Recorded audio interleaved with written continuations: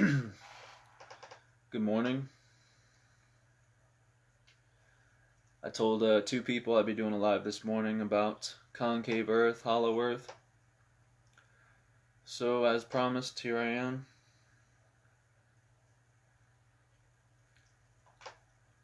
I was done with the whole universe and the Earth thing, but there's been such a huge posting about it recently with people coming out from the flat Earth community and saying that they think it is concave, so I'm here to maybe fill in some holes, fill in some gaps.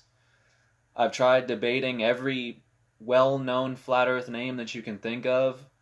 Martin Kenny, Santos Bonacci, this kid Nathan. Any big name you can think of, I've tried speaking with him. But I'm gonna make it very short, very simple, very sweet, cut straight to the chase. I don't like people who repeat words over and over and over and over, and they have no understanding of why or how or what they're saying. And you have to know what you're saying if you're going to have a claim and back it up with visual and observable and testable proof, data. And that's what I'm here to do today. And as I said, I'm going to get straight to the root to where it's not a matter of me proving it to you. I'm going to show you the answers, and if you choose to ignore them, there's no one or nothing that can prove anything to you. It's not so much that some people are searching for proof, but for confirmation to their own model they have in their head. So not everybody's ready to accept that maybe their model's wrong. I've had to do so. Gemini's had to do so. We've all had to do so. But the people who really want truth aren't scared to admit when they're wrong, because that's a part of the learning process, is failure. That's the best way to learn, is through failure. So you've got to be able to admit when you're wrong. But there's a lot of flat earthers that have far too much invested into this to ever admit that they're wrong.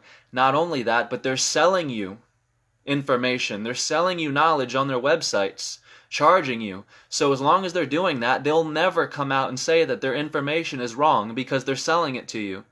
And the minute they tell you it's wrong, they can no longer profit. You won't buy it anymore. So some of these people will never admit they're wrong. Let's get that out of the way. But like I said, I'm going to get straight to the root. I'm sure many people who have familiar with the flat Earth and hollow Earth. I'm sure many people know what ether is. Ether, the life force of this universe, Vril. There's only one reason why we know what ether is. There's only one reason we know what ether is and why it is. And it's because we have studied the properties, the functions of our universe. And this is what I would like to, like I said, get straight to the root. Because when you say the Earth is flat and you live on the dielectric plane of inertia, you need to have evidence or at least words to back up why. How do you exist in a counterspatial void? Meaning everything in this void has no mass, has no volume. So these flat earthers who are saying it's two-dimensional in a three-dimensional circle does not work. Because again, you can repeat that. It's two-dimensional, a three-dimensional circle, but if you really want science, you want to break it down to science, you're not acknowledging that two field modalities that are making up the Taurus field you're speaking of. And I'm not trying to use big words for anybody. I'm simply breaking down what a Taurus field is, the two field modalities, convergent and divergent, magnetic and dielectric, that make up your Taurus field. But the flat earthers are constantly saying they live on the flat part of a Taurus field, which is the 2D part, inside of a torus, which is the 3D part. And it's not possible. Everything that has mass and volume, which is us, even a pen, anything that has volume, definition, dimension, is expressed outward through magnetism. It's cast out from the center point, from that void that they say they live on, through magnetism. So you cannot live in a void of counterspatial, that's counterspace. It has no volume, it has no mass. There's not one flat earther that acknowledges this, that I've seen, and there's not one flat earther that breaks down, that at least says, yes, you're right, this is the dielectric plane of inertia, but we live here because. But what I'm going to do is basically go back into history. Let's go back into history to the 17, 18, and 1900s, okay? Any civilization, any empire, any culture that you can think of in your mind right now, top of your head, believed the earth was hollow. And if you don't believe me, you can Wikipedia it, Google it, whatever your source is, research it. Any civilization that has lived on this earth prior to the 1800s or 1900s, when the globe started getting solidified, knew the earth was hollow. They drew and depicted hollow earths, shells, eggs, with layers and layers and layers, never getting to the center point, to the core. You see?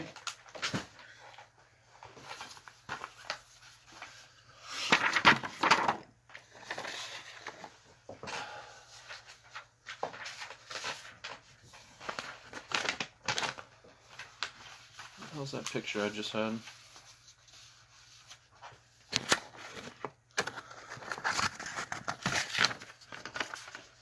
Okay, so again, any civilization, you can look it up. I'm not naming them right now for time purposes, but you can literally look it up yourself, literally, and you will find any culture, Hindu, Celtic, any one you can think of at the top of your head, believed the earth was hollow. Not only hollow, but it had poles, and it was hiding, or it had more land inside of the earth. There's probably over 10 different cultures I've read speaking about subterranean lands that are hidden. Subterranean means underwater, deep underwater, just like Atlantis is, right? They're speaking of more land, subterranean land, and lands inside the earth, lands underneath the earth, lands deep under. Words to that effect. This is your Egyptian carving in stone. I don't know if you can see that too clear.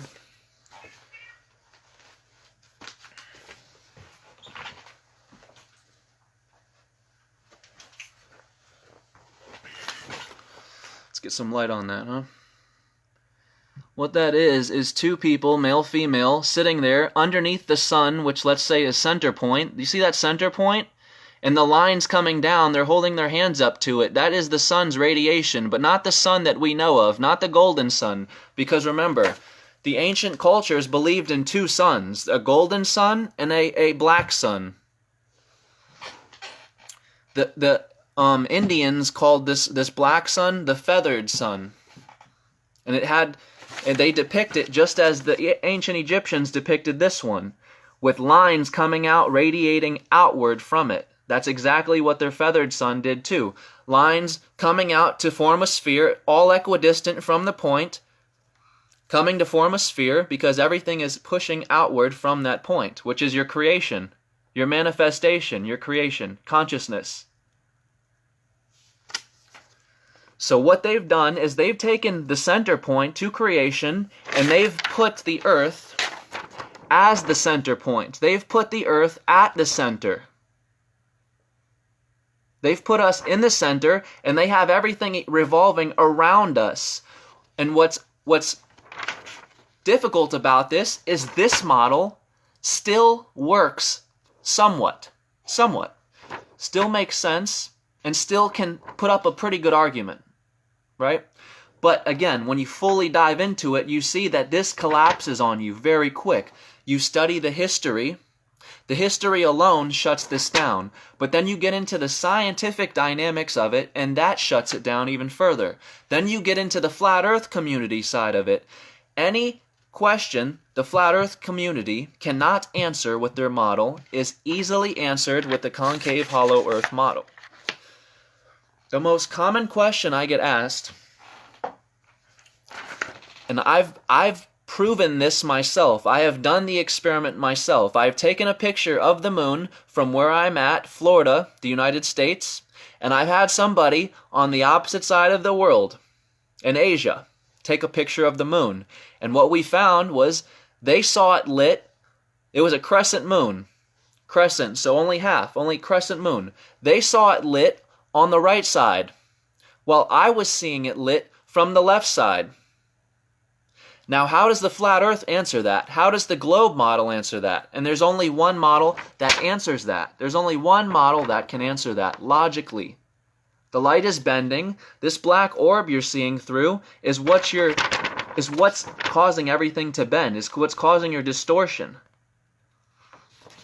But light, everything is flipped inside of water. You see? Everything's flipped inside water. So from my view, I'm seeing the moon lit from this side while he's seeing it lit from the opposite side because the light is being flipped through the water. Through the sky, the light is being flipped. We are both looking at the same moon, yet seeing it lit on the opposite side. The only answer for that is the water. You can prove that too. Put water in a cup and look through it. It will flip your image upside down.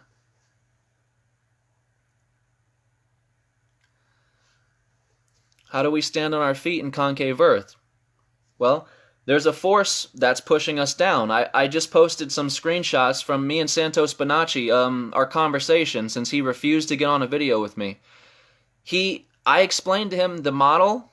I explained to him my theory, my every little detail on it. And he even says to me, and I screenshotted this, so you can, if you don't believe me, the screenshots are there.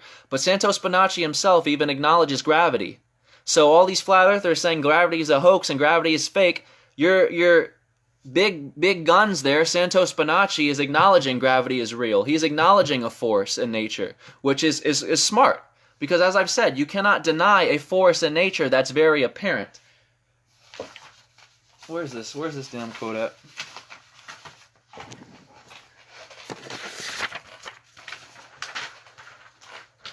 I'm losing all my papers. This is how I work. I'm so disorganized because I'm everywhere. This is a quote from Nikola Tesla himself. And flat earthers love Nikola Tesla because they feel he backs the flat model, which he does not. Nikola Tesla's remains, his ashes, are being kept in Serbia right now in his favorite shape. A sphere. That was his favorite shape. A sphere, a round ball. That's where his remains are being kept right now, inside of a round, three-dimensional sphere. There's a reason for that. This is a quote from Nikola Tesla for people who deny that there's a force in nature, in the universe. And again, for you to deny it is the most ignorant thing we could do. Do the stars not move? Are you not being grounded to the earth? When you jump, what's pushing you back down? Is there not a force apparent? Nikola Tesla. One day man will connect his apparatus to the very wheelwork of the universe. The very forces that motivate the planets in their orbits and cause them to rotate will rotate his own machinery. Drop the freaking mic. Drop the mic. So Tesla acknowledged two huge key things there. Huge. He acknowledges the wheel-working motion of our universe, and he's acknowledging a force that's very apparent in our universe. Two huge keynotes there. He not only made this quote, he connected his machinery to the force that's driving our universe. That's what makes this quote so beautiful. He didn't give us theories. He didn't give us equations like Einstein did. He gave us theories, and he invented things out of them. Einstein had theory after theory and equation after equation, and even Nikola Tesla said it was garbage. He invented nothing, he gave us nothing. This man who acknowledges our universe and the wheel-working motion of our universe is speaking of connecting our apparatus to what drives our planets in a wheel-working motion. What was Tesla's induction motor? The alternating current. A magnetic motor, electromagnetics. All of this was found through our universe. We did not have electromagnetics until we studied the universe. We would not have any idea what magnetics are, what electromagnetism is, what electromagnetic repulsion is. We would have no idea what any of these things are. We found these things through acknowledging the ether. And as I've said, Tesla, Charles Proteus Steinmetz, Heaviside, Michael Faraday, James Clerk Maxwell, these guys acknowledged the ether, and in turn, they invented our entire 21st century. Any electrical engineering that you can think of is credited to those men I just named. Einstein, Newton, and Michelson-Morley did nothing. Michelson-Morley eliminated the ether, and Isaac Newton, his smart genius he was, said that there was no force, or there was no medium between forces. There was no medium pushing on anything.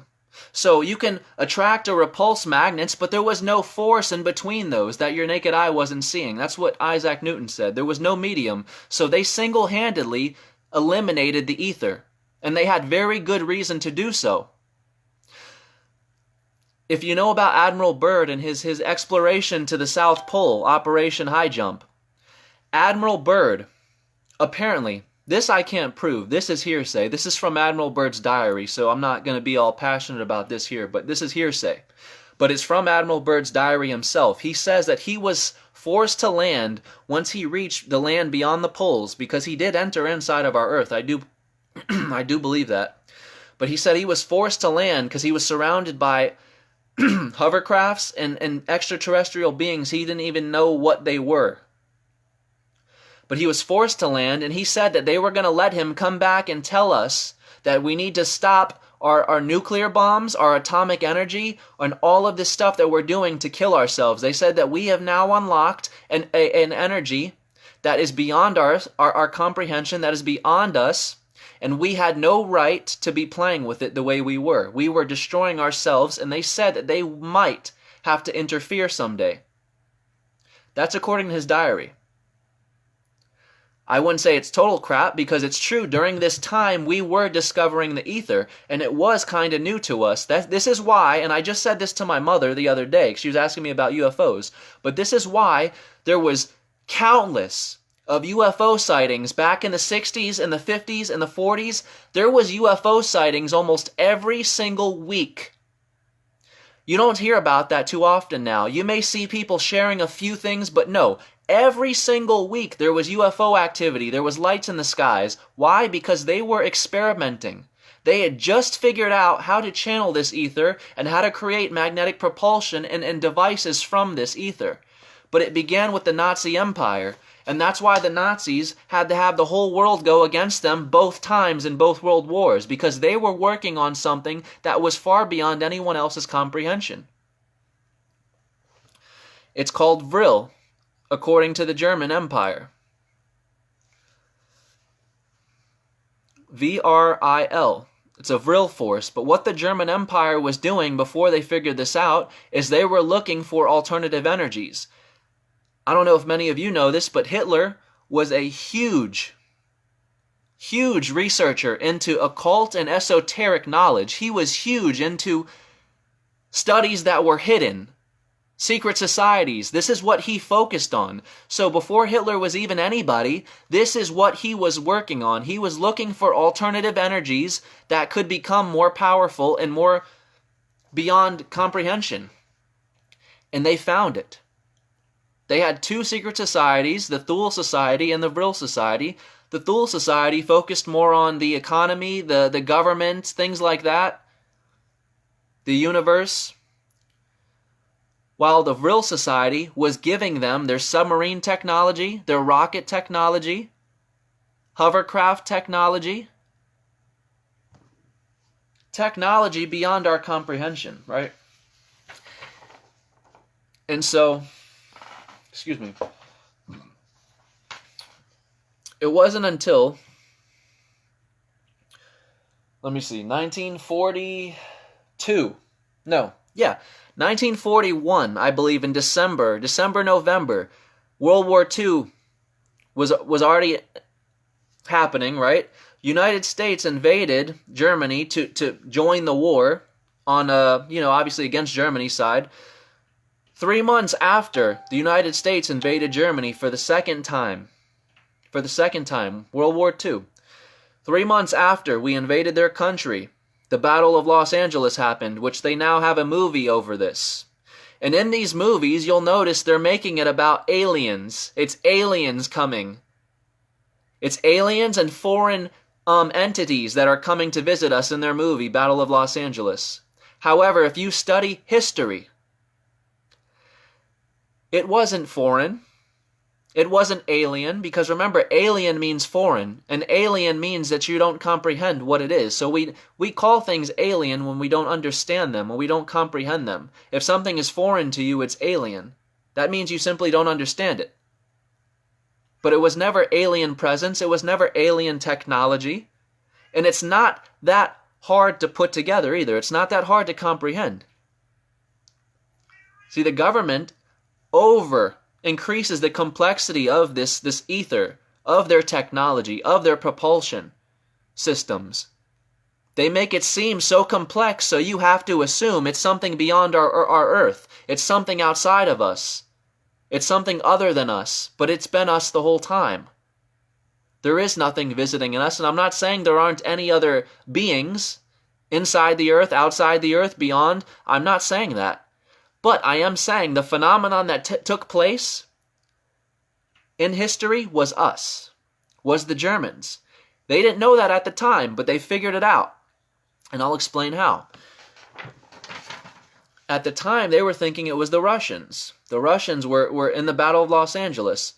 3 months after we invaded Germany, they were seeing lights over the skies in Los Angeles.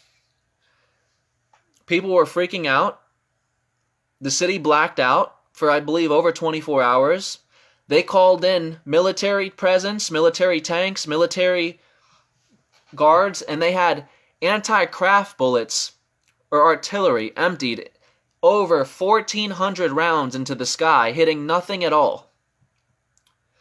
They had giant floodlights in the cities pointed at the skies, and the whole city was under a panic. Nobody knew what the hell was going on. Because at the time, that technology was not around. I don't even think they had color television, if they even had TV at the time yet. I'm sorry, but that's beyond my time. I don't know about too much about that. It was the 40s, 50s. I don't even know if they had television yet. Forgive me. But point is, they put floodlights in the city, had them pointed at the skies. They had emptied over 1,400 rounds. They hit nothing. Come to find out later, it wasn't the Russians, it was the German Empire, because word had gotten out that the Germans had submarine technology nobody had ever seen or heard of before. And it wasn't just their submarines, it was their aircrafts, and it was their rockets, which is why we went after their scientists, all their engineers, their technicians. Operation Paperclip was just about this. We found out about their etheric technology. They had a force channeled that nobody else had. They had an alternative energy that nobody else had, and it was self-sustaining, meaning it would run forever. This is the discovery of zero-point energy. And that's why this is so important, because this knowledge from our universe is what has brought us to electromagnetics, to zero-point energy. When you acknowledge the forces behind our universe, because they're more genius than we can ever think up or comprehend, you're finding what the life force is to everything. Zero-point energy, electromagnetics, all of these are concepts given to us from our universe, from our Creator. That's why it's so brilliantly genius.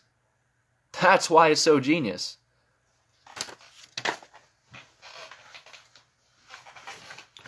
But anyway,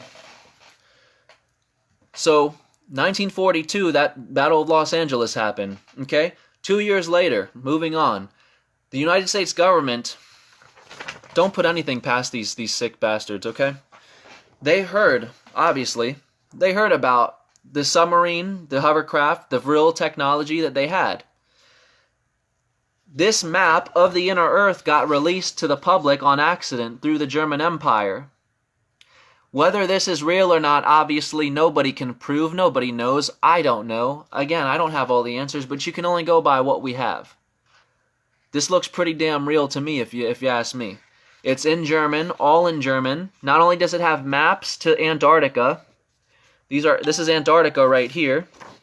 It's giving you instructions right over here in German on your dive points, your locations, and how you enter into the pole at the South Pole in Antarctica. And then it has at the last direction, it tells you when you get to a certain point, crumble these directions and you'll be handed new directions from somebody inside the Earth. Seems pretty damn real to me. I don't see how you could fake that. They're very specific. They have coordinates. They have everything. But you cannot get to this because several years later, the Arctic Treaty was formed. 1959, there was only 12 nations. These original 12 nations signed in. These inner circle here. There was only 12 nations signed in 1959 because they didn't know the seriousness of what this contained, what was being held here. It wasn't until 2 years later, 1961, it was now a forced treaty. Meaning, if you didn't sign the treaty, we're coming to war with you. We're gonna go to war with you. Meaning, you're gonna have all these countries come invade your shit, come kill your people. This was a forced treaty 2 years later, so it was no longer optional. But to me, it's very obvious that there's something being hidden. And this is what the flat earth is not covering. The flat earth is making it out to be an ice wall that they're protecting. It's not an ice wall they're protecting, people. There is nothing holding us in because we have universal compression which grounds us. Again, that's why when we jump up, we're naturally pushed back down. There is a force pressing us into the earth. This was the Nazis and Hitler's idea, and this is mine. We're being pushed into the hollow side of a sphere. It couldn't get any more obvious.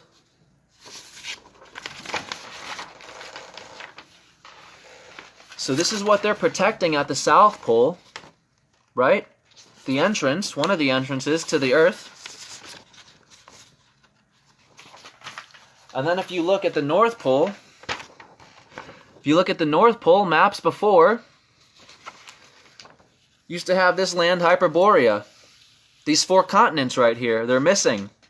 Maps now, they don't have it. Maps before, it's right there. Hyperborea. And apparently at the center was Mount Meru. There is no Mount Meru anymore. There is none of these continents anymore. They're just written off the map. Who prints our maps? Who gives us our maps? Who gives us our information? The same people protecting us? The same people forcing other countries to join a treaty, or else they'll kill them? This is who's giving us our information, right? So here you can see at the South Pole, that's what they're hiding. And at the North Pole, Hyperborea, that's what they're hiding. Whether they're entrances or not, I don't know. That's what I believe. You can enter either side, north or south. But that's what they're protecting. That's what they're hiding from the people. Here's another picture of it. There's Hyperborea, the 4 continents. There was known to be a big mountain in the center, which is probably the Taurus field, that pole that you enter inside of. But you'll notice the four-leaf clover in the Hyperborea, it looks the same. The movie, The Nutcracker and the 4 Realms. Why 4 realms? Yeah? They speak through their movies. They speak through their movies, and that's the point. We have ignorantly come to take movies as entertainment. We take movies as entertainment and nothing more. And the problem with how they work in movies is they give you half truth and half false, half fiction. So that way those who know the truth can say, well, wow, they're featuring this inside of it, so it's got to be true because they're talking about some truth here. You know, they're saying some truth. But you don't realize they're giving you half fiction with that truth.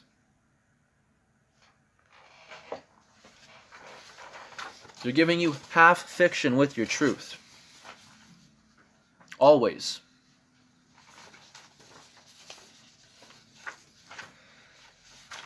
Every little thing that you study about this model not only makes the flat earth collapse, but it makes NASA's model collapse as well.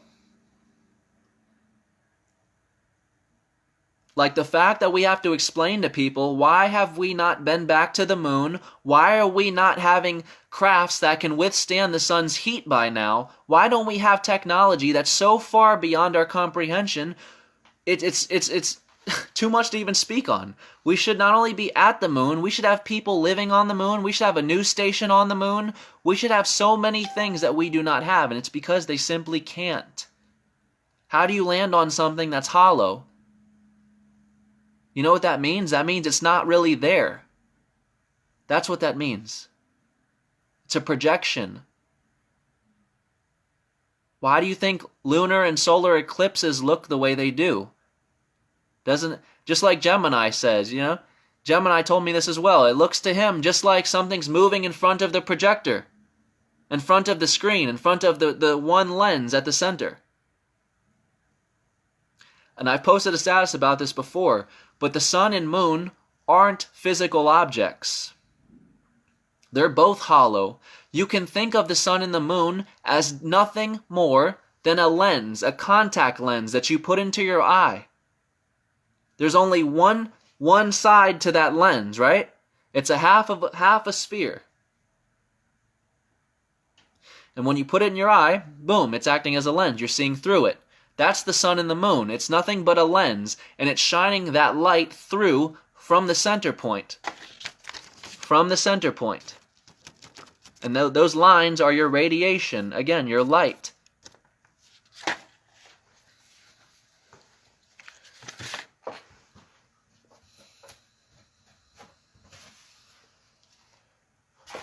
I still got my poster boards. I still got these poster boards.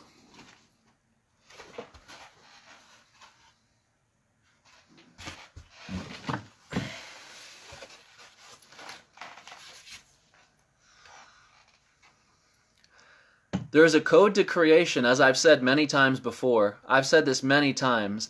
There's a code to creation, meaning our Creator coded a specific code into His creation. We either start taking the quote, which has been around for centuries, from micro, I'm the micro, to macro, the universe. We either start taking that serious or we just throw it away. From micro to macro. That means if there is a principle or a coding to my creation, to my being, then that same coding and principle must apply to the micro or the macro. If you change a principle or a code with the micro, it now affects the macro because the two are one. You can't change one without changing the other. You can't have one built with dimension and the universe built with a flat, no dimension, 2D. You cannot have your creation, 3-dimensional, living on a 2-dimensional circle. Again, from micro to macro. You either take that serious or you don't. You throw it in the trash. If you're going to change one thing about one, you have to change one thing about the other. And this is the only model that you don't have to change a thing. You don't have to change anything. There's 2 hemispheres to the earth. There's 2 hemispheres to my brain. There's one source to my being, my pineal gland. There's one source to the very universe that's lighting the entirety. Not just the sun, not just the stars, not just the moon, the entirety. Isn't it so with the pineal gland? That's what everyone says, right? These aren't our true eyes. The pineal gland is what's really lighting the whole picture. So why wouldn't that apply for our universe? These aren't your real eyes. The source at center is what's lighting the entirety. And again, look at our human eye. Why does every human eye have a black orb in the center? Why is that?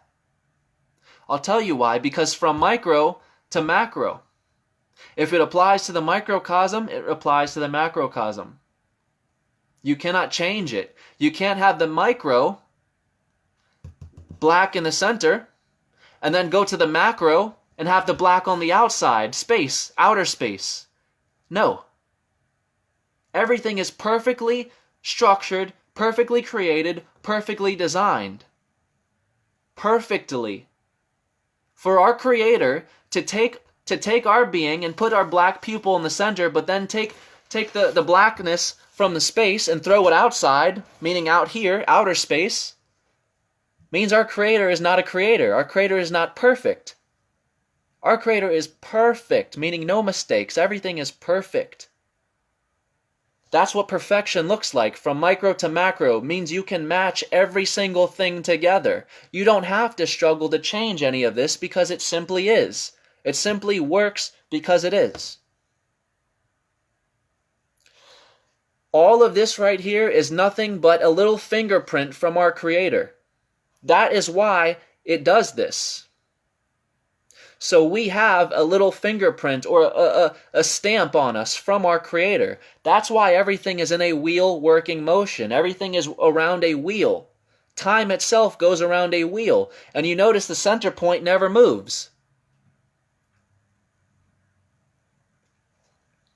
Just as in our center point, our pineal gland, this never moves. We never move. We're traveling around. We're traveling around the clock, right? Let's say the Earth is the clock. Well, we're traveling around the clock. The pineal gland doesn't move. We don't move. If it's all a projection, we're not really technically going anywhere. It's all in your mind. It's all in your head. And that's what government has done as well. They've taken the system from our very crown, from our head. They've removed our crown. King Arthur. We were King Arthur until we had our crown taken from us, because King Arthur had 12 knights of the round table, remember? Just like Jesus had 12 disciples. Just like there's 12 points around a clock. Just like there's 12 seasons, 12 constellation zodiac houses. You are the point in the middle.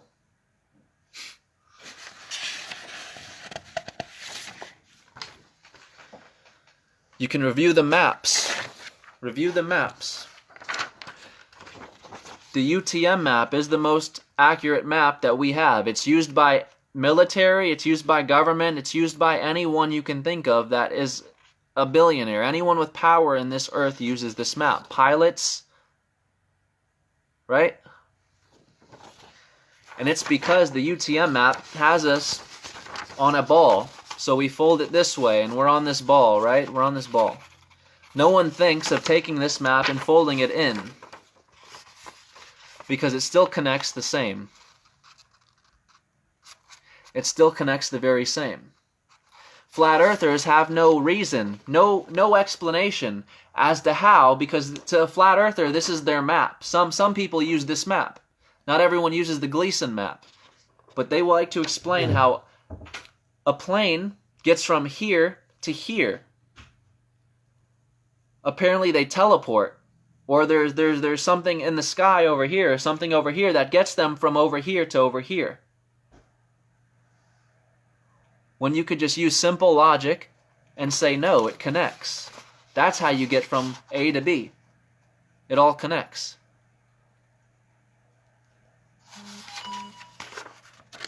But who's going to think to take a globe and flip it inside out? Who's going to think to take our model and flip it? And I'm going to get to the water and show me the curve for all the flat earthers that love the show me the curve quote.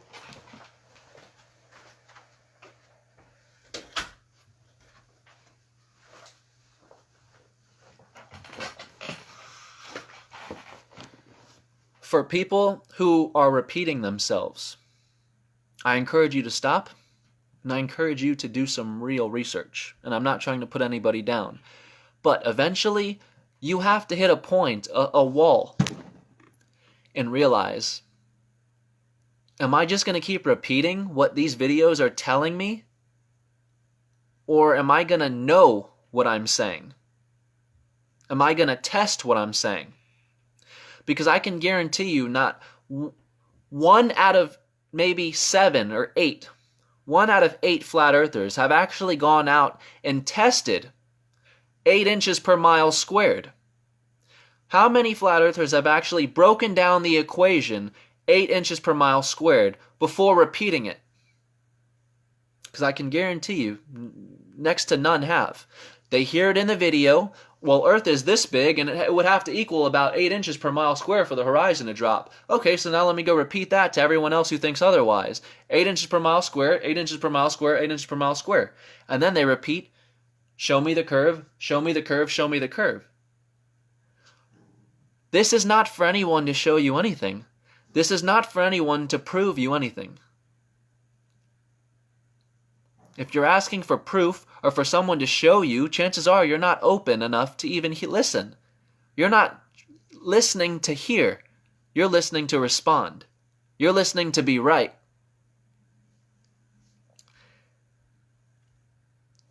The answer is already out there, so there's nothing I can say that's already not out there. Show you the proof, show you the curve. The answer is in light propagation. If you choose to deny that, then there's no one that can show you anything. There's no one that can prove to you anything. But if your entire picture, what you're taking in, your entire picture,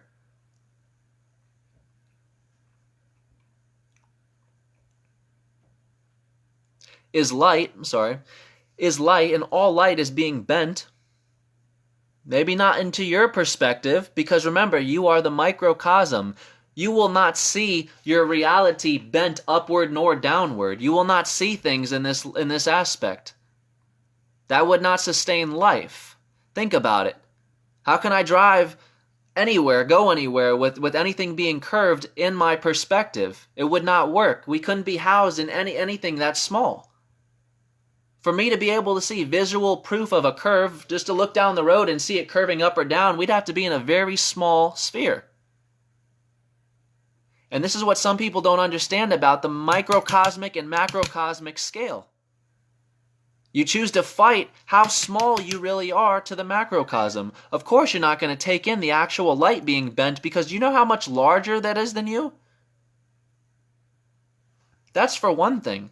But when you begin to rise, the best example you can have of the light bending up, and every flat earther says this too, the horizon always rises to your eye level. If the horizon, which is light itself, is rising, it is being bent. How else do you just define a horizon, light, rising to meet the eye of the observer? Doesn't matter how high you go, it meets the eye. You're literally telling yourself right there without acknowledging it, light is bending upward to meet my eye. If I'm looking out and I go up 4,000, 40,000 feet and I can still look out and see that same spot of ground that I was just looking at with my feet touching it, that light just bent upward to meet my eye. That's why it's still flat. There's people who have also said, why can't we measure or test concavity? It's been tested twice. Cyrus T did it back then, the rectillinator, sorry, it's a tongue twister, rectillinator experiment. Wow. Rectillinator. Okay, whatever. You get the point. Cyrus Teed, right? Cyrus Teed conducted this experiment over 100 years ago, right? And of course, everyone said, oh, well, it wasn't measured right, it wasn't this, it wasn't that. They dismissed it, it wasn't this. Concavity was found then. And just last year, in Colorado, I think it was a university that did this, 2018, they were testing they were actually trying to prove the Earth was flat. And what they found was it was concave. It was going upward. There were signs of concavity actually detected. That it was actually going upward. So there's many people who have said, well, it's never been measured, never been tested. It has twice. And it was just last year in 2018 that the second test was done. And that's right, Auguste Piccard, however you pronounce his name. Auguste Piccard, the German explorer who first got to reach our stratosphere in a hot air balloon. So he's been higher up than probably anyone else besides that freaking Red Bull guy who jumped from the thing. But exactly what he said is it looked like a flat disc with upturned edges. Again, he's telling you it's concave. Upturned edges. A flat disc, of course, because the horizon's meeting your eye. Light bending upward. And then with upturned edges, you're inside of a sphere. Upturned edges.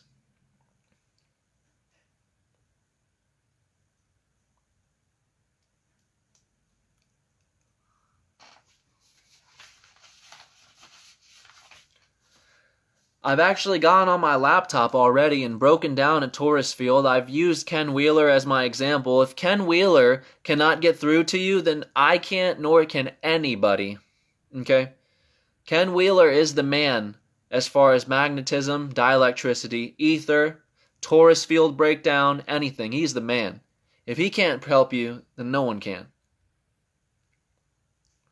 But I'm amazed at how many flat earthers say, I've seen Ken's videos, I've read Ken's books, I've read it, and blah, blah, blah, and they just dismiss it. How can you possibly read his books, watch his videos, and still ask people to show you the curve? Or you don't still understand, you still don't understand light propagation. And so many people want to know, well, what's holding all the water in? How can you ground all this water? And the force holds down the water, but not this or not that. No. It's universal compression. The pressure is constant. Our Earth has never been opened. That's how you ground water forever, inside of any container. You can suspend liquid, solid, or gas into any container. Doesn't matter what shape. You can suspend it to the inside of the walls as long as there is pressure pushing from that point, pushing from the center point out.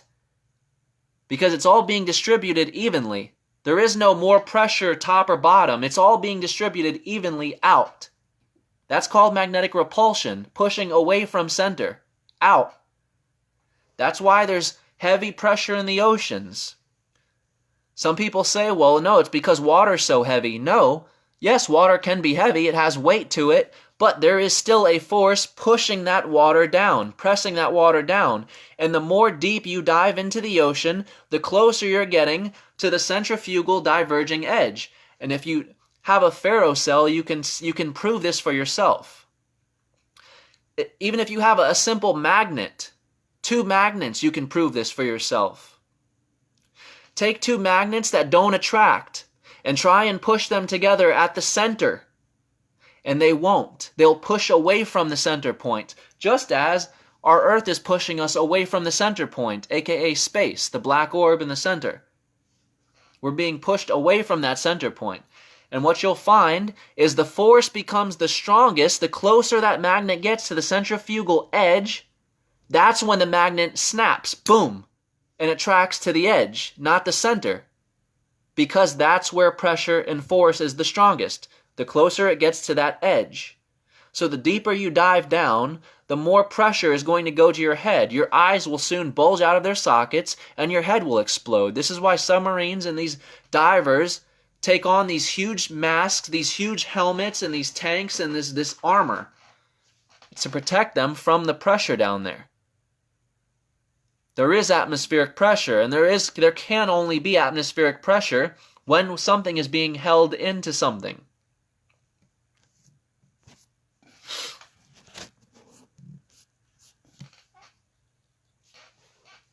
You can keep laughing and remain anonymous. Keep laughing and remain anonymous. You won't show your face on video. You won't debate me live, so just keep laughing. You're doing a great job.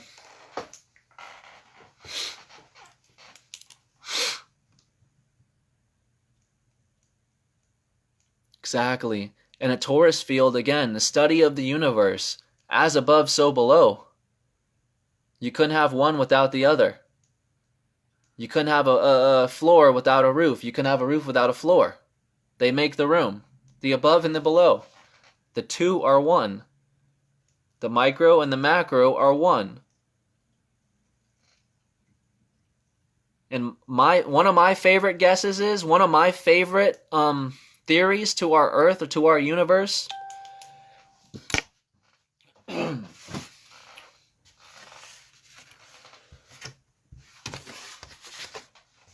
in this aspect right here,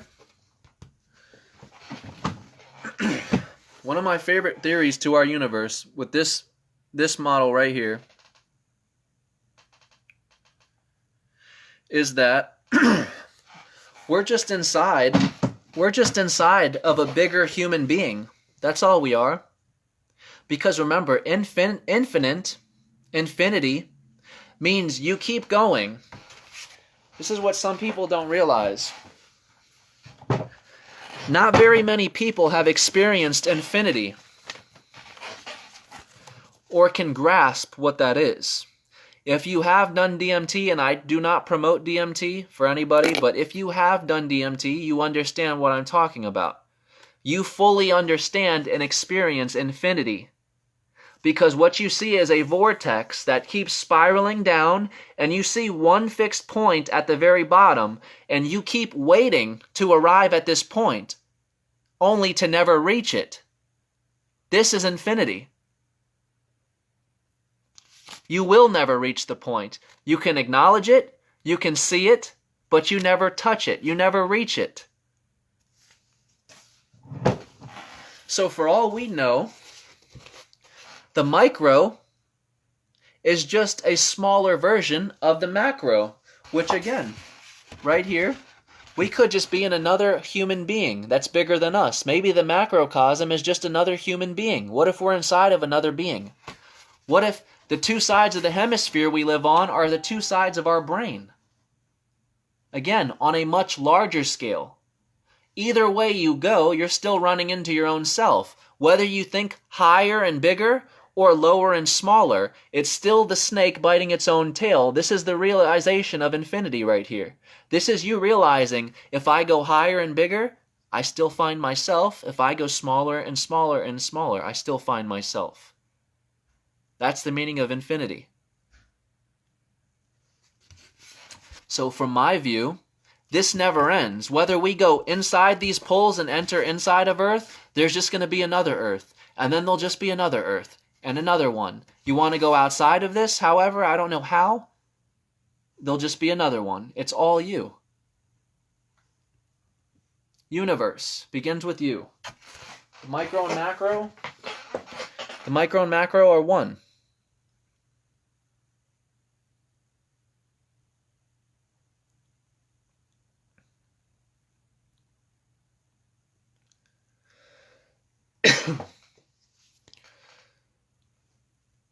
So I'm going to wrap up this video. I think I've covered every topic I can think of. Any gap I've wanted to fill in, but I've been observing past few days, I think I've filled. My challenge for flat earthers is to, again, stop repeating the words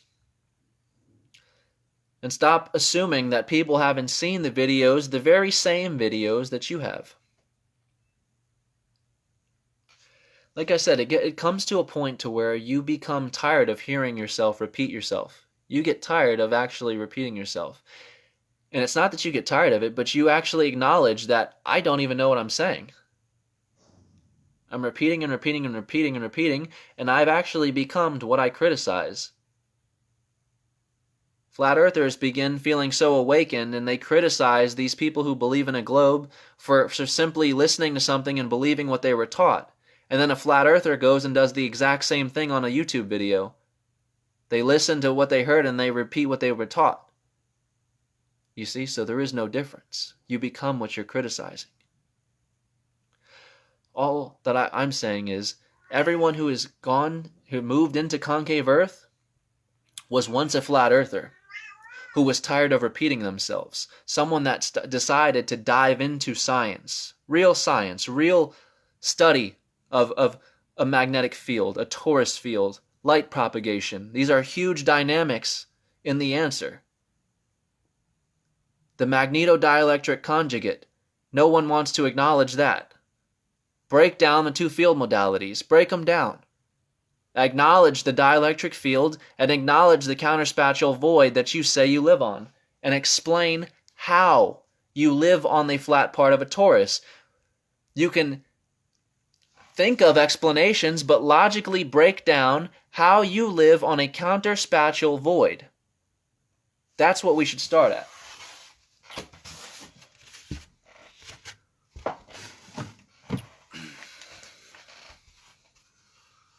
Wish I had better lighting. See that little green, bluish disc right there?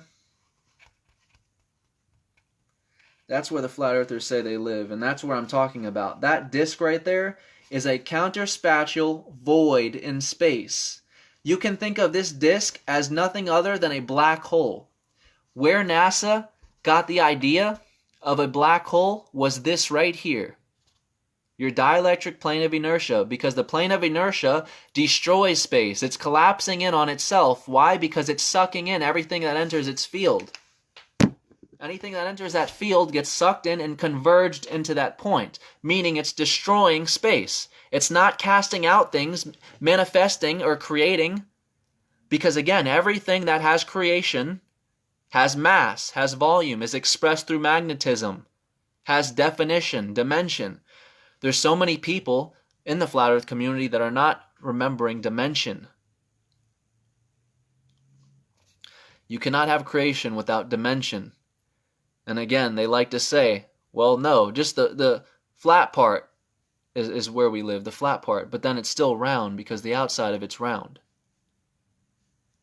So what you're saying still doesn't make sense. You're still saying you live on a counterspatial void. That's nice that you say that there's a circle around it and all that, so it's still three-dimensional. But you're still not breaking down how you live in a counterspatial void.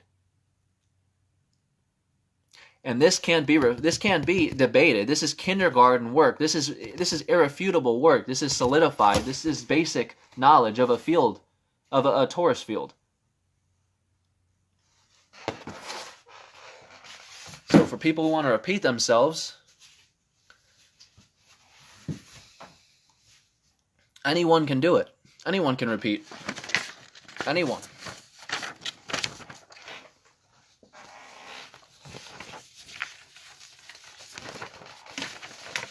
Here's another good one. That's what the sun looks like according to NASA. NASA's version of the sun. Right? Burning ball of fire. And then this is what people with their own cameras take using a lens. It's a real-time photo of the sun. And what Eric Dollard says is these black sunspots is you seeing right through to our sun. There's nothing in the sun. Like I said, the sun and the moon are hollow. They're just a lens. So there is nothing in them. There is no color. There is no nuclear fusion. There is nothing burning in either one. They're simply just a lens, a hollow lens. That's why we cannot land on the sun or moon. That's also why you can see the sky and stars through a moon. When you see a crescent moon or a half moon and you're seeing stars or whatever, the sky through the moon, it's because the moon is hollow. It's just a lens. Eric Dollard even acknowledges this. There is no nuclear fusion in the sun that's burning up. He even acknowledges this himself. This is an electric universe, and that's what it would look like if it was an electric universe, because it is. But again, they hide this technology. They hide this, and I say technology because we're taking all of our technology from the universe itself. All of our electrical engineering advances have come from us studying the universe. Our discovery of the ether came from us studying the universe. What we now call anti-gravity devices, which is electromagnetism, electromagnetism came from studying the universe. So that's why I tell people, when you have a theory and it can't be backed with technology, or it has nothing that's been invented behind it, it is just a theory. Because there's been nothing invented. That's what Einstein has done. Einstein has the most marvelous, complex theories of all time with nothing to back it up. No technology can back it up. But what Tesla did was Tesla took his theories and he invented and gave us the most far advancement in electrical engineering we could possibly ever imagine.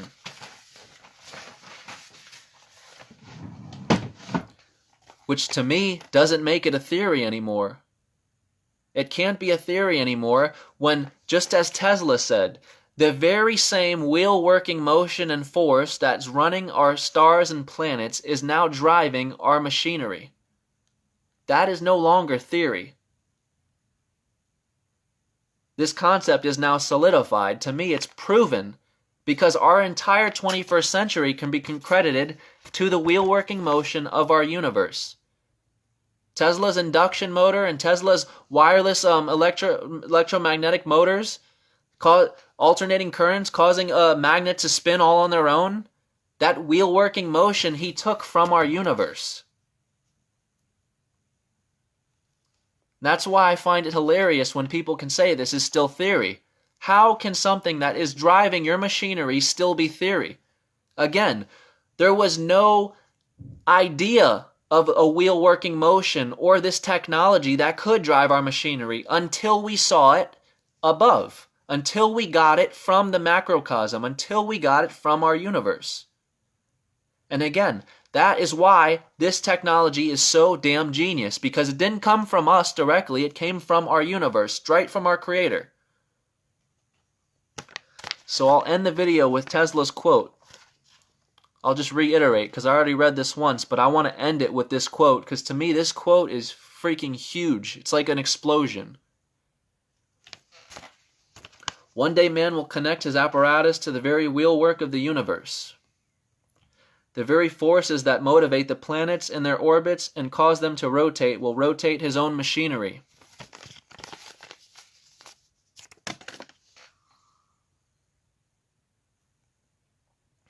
I got nothing else.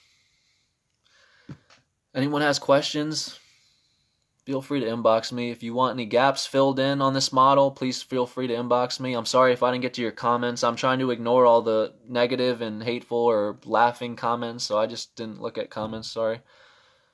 But yeah, if you have a question I didn't cover, I didn't see, I'm sorry about that. Thanks for listening, though.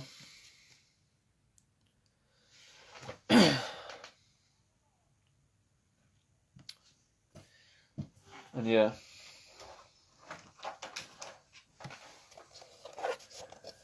You know where this came from too?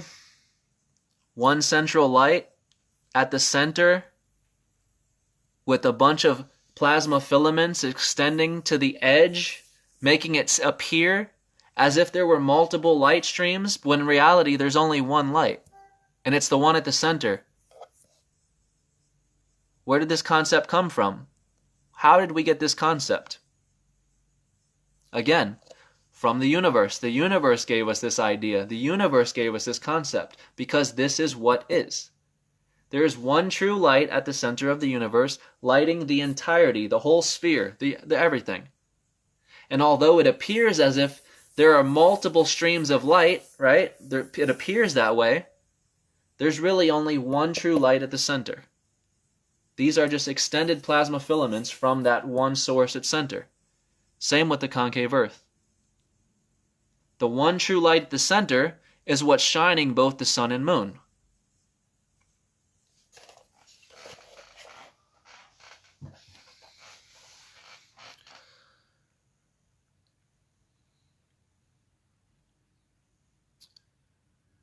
But I'm out. Y'all have a good day. Namaste.